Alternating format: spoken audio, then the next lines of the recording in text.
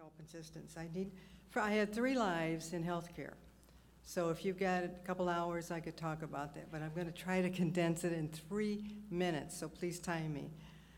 The first life, which is now, or my last life, which is now, is with community healthcare system, and I'd like to honor and thank the late Donald Powers for making this all possible for me and for allowing me to join the community healthcare system.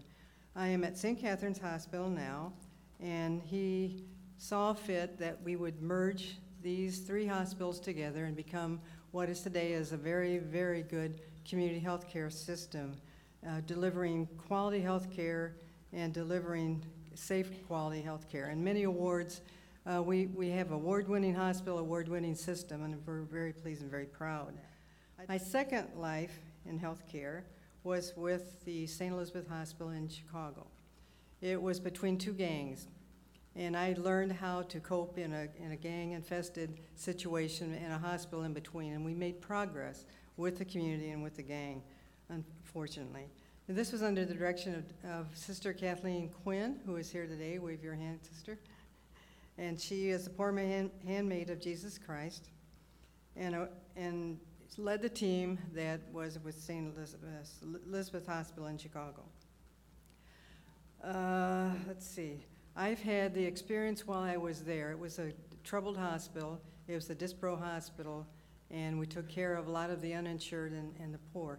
And I learned an awful lot. We had a team together that the team was such that if someone asked a question, the other person on the team could answer it for you. That doesn't mean that we disagreed. We had a lot of disagreements. But when we left the room, we were all together. And the third life was when I started out at Methodist Hospital.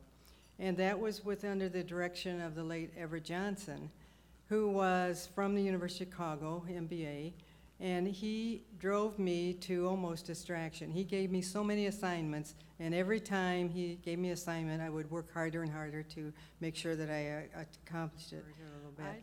He wanted me to develop a managed care company. Well, this was in the 70s, and there weren't too many managed care companies. But I went to the library, as any good person would when they wanted to research, and I researched out what was available in California and so forth, and put together what I thought was an HMO, and we critiqued it, and we worked together, and so forth. And then I got a call from HEW, Health, Education, and Welfare, at that time. It's now HHS, as you well know. And they wanted to know why this managed care company wasn't taking off.